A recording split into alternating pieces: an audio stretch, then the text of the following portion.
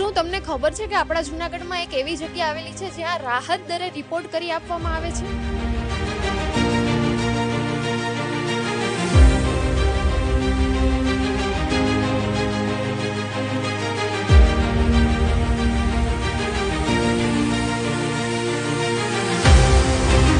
અહીં આધુનિક મશીનો દ્વારા સચોટ રિપોર્ટ કરી આપવામાં આવે છે.